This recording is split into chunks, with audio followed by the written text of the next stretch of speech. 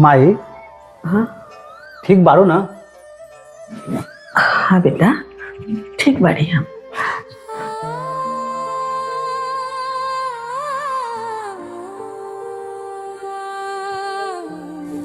कोनो दिक्कत तो नहीं है थोड़ा? नहीं कोनो दिक्कत नहीं है।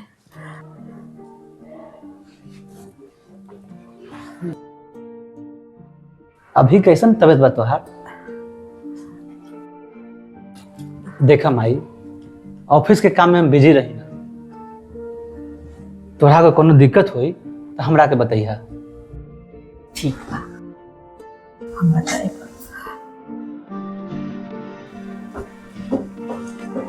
मम्मी जी चाय रउआ के डायबिटीज बना के से और चाय में चीनी तनी कम डाल देबे।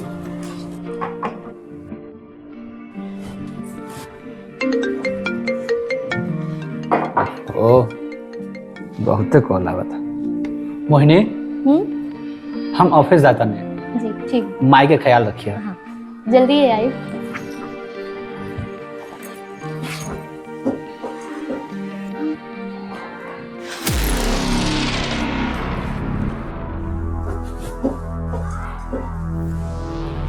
का बिल माजी का देखा तानी? हम ढेर नौटंकी करेंगे, अब राउर बारी। चली चली जल्दी करी, अभी तरह के झाड़ू मारे के बा, पोछा करे के बा, बर्तन भी साफ करे के बा। रात से लेके दिन तक हमार काम रहे, अब राउर बारी।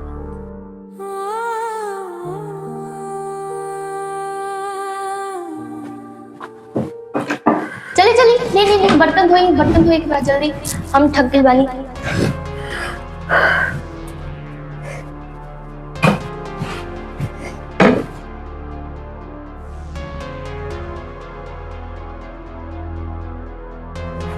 मम्मी जी ये रह गई।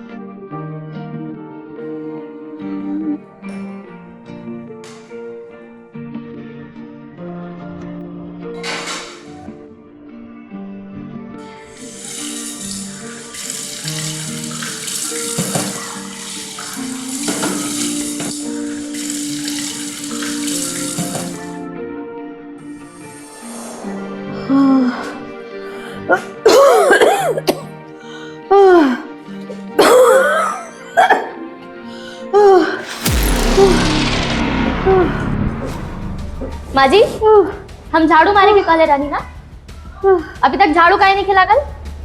दुल्हन आज हमार तबीयत बहुत खराब बा, हम खाना बना देता नहीं, आज झाड़ू पोछा ना मार पाई। खाली तबीयते नु खराब बा, मर त ना गइलू ना।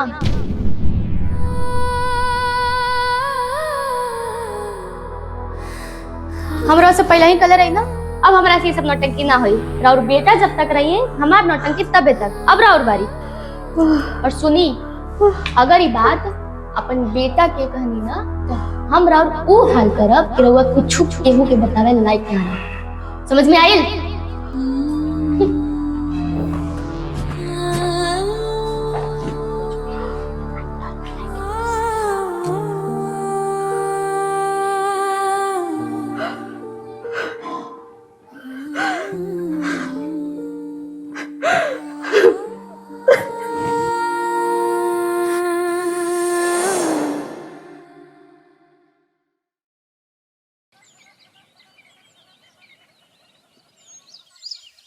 अरे का हाल बा भाई? सब ठीक बा भाई, और सब बढ़िया।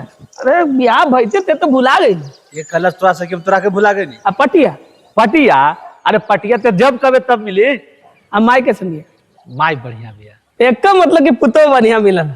मत पूछ भाई, अरे हमरा जैसन मेहरारू मिलल बिया ना, हाँ। ऐसन केहू के मिलल ना होके। मतलब माई के टाइम पे दवाई देवेली, चाय देवेली, पूरा दिन एक पैर पे खड़ा रहेली माई के सेवा में। और तोहरा तो पते बा भाई, हम ऑफिस के काम में पूरा दिन परेशान रहिला। सही बात है। तब भाई कहियो भौजाई के हाथ के चाय पिलाओ। भाई आज माफ करा, ऑफिस का टाइम होता और कहियो। ठीक। ठीक बा भाई।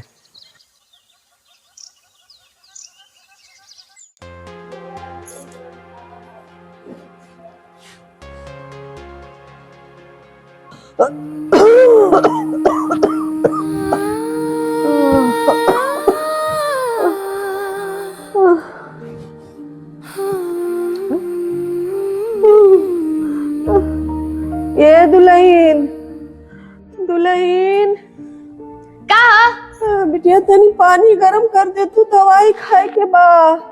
हमरा से नहीं पानी वानी गरम ना होई, खुद कली। और सुनी, हमरो के टेंशन ले ले आई।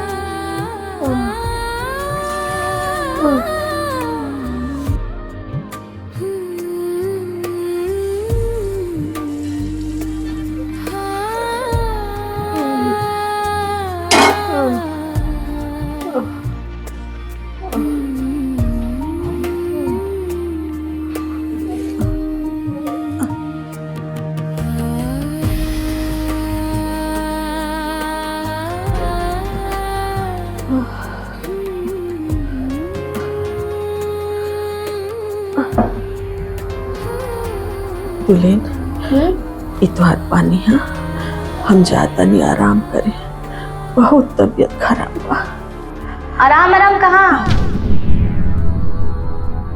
ई घर है कोनो स्पा ना कि रउआ आराम करे जाई, रउआ के मसाज दिलाई। हम रउआ के कहले रही झाड़ू पोछा करे के, तब काल रउआ कैली ना। तो देखी शाम हो गता और बेटा के भी आवे के टाइम हो गया, बहुत गंदा बना वो यहाँ तक खिंचाई है। तो जाई वो साफ कर दी जाके, और ये अपन ड्रामा ना दूसरा सामने ना दिखाई। ठीक बा, जाई। ठीक दुल्हन, हम कर देता। ठीक बा।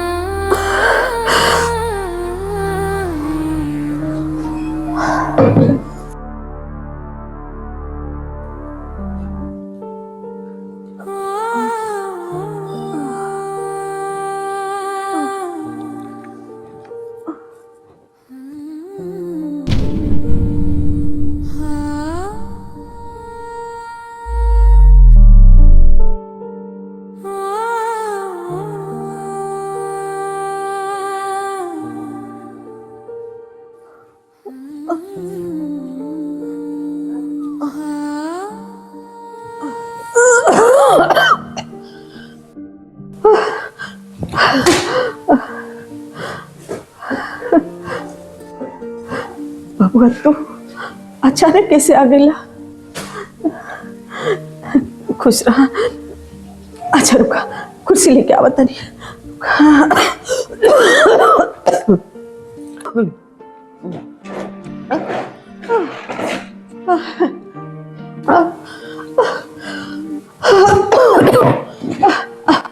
आओ बैठा, बैठा बैठा। अरुण भी सुबेरे मिलल रहन, बोले रहन कि कुछ सामान बा घर देवे के बा, तो वही ले लियो। अच्छा समनवा अपने रख देगा।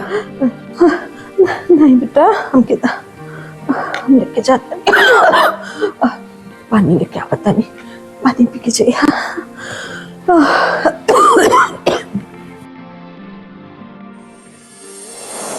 माई के टाइम पे दवाई दे बेली, चाय दे बेली, पूरा दिन एक पैर पे खड़ा रहेली माई की सेवा में।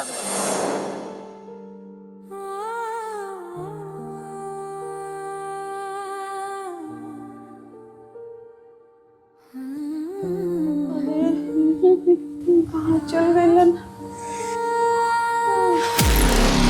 भाई देखा बुढ़िया के हम कले रही झाड़ू पोछा करे के ते जब मसलंग लगा के दलमोट खा के आइल बड़ी। वाह भाई वाह। काऊ दी है ना, जाई काम करी। इतना गंदा बारवा के बुझात नहीं खे। राउर बेटा कहले कि दिन रात हम ही सुता रही ना, और औरा से तो काम होत नहीं खे, ना झाड़ू ना पोछा, सब कितना कचरा पड़ल बा। जाई काम करी।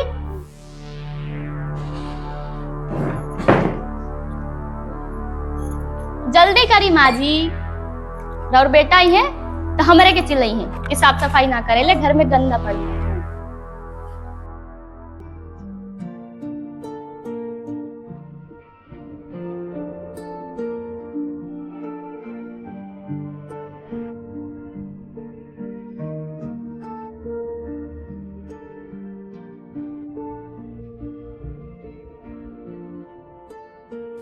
अरुण भाई, हाँ भाई हमरा के तहरा से कुछ कहे के बा। बोला भाई। वो दिन जब तहरा से मिलने रही तो तू अपन घर के बारे में कुछ और बतेले रहा। हाँ लेकिन जब आज तहार घर में गई नहीं है तो घर के कहानी कुछ और बा। का बात बा भाई, साफ साफ बतावा।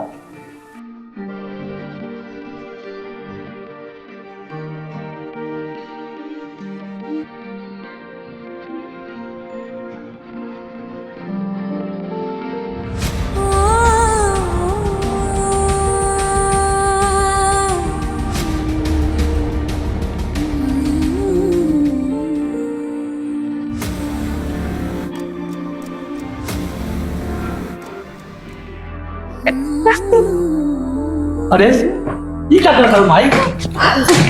अरे मम्मी जी रोवा, ये सब काहे? चुप, अपन ढकोसला बंद कर। जी दुनिया में हमारे माई से डॉक्टर क्यों नहीं? मम्मी जी चल हट, निकल हम लोग। बहुत हो गए तुम नाटक, बहुत अत्याचार करते हो हमारी माई। चल निकल। मम्मी जी समझाए ना अपने बेटा के। मम्मी जी समझाई ना अपन बेटा के। हमसे गलती हो गई, हमके माफ कर दी। हमारा हुआ कि अपन माई लेकर ना समझ ली, हमके माफ कर दी मम्मी जी। हमसे गलती ना हुई दोबारा ऐसा। हम तो अपन बेटी मान, हम तो यही सोच के हर बात मान लेते कि तू आज ना तक कल सुधर जाएगी। बाकी जाएगा सवेरे के भूलल, अगर सांझ के घर आ जाला तो ओकरा के भूलल नहीं जाला। एकरा माफ कर दे।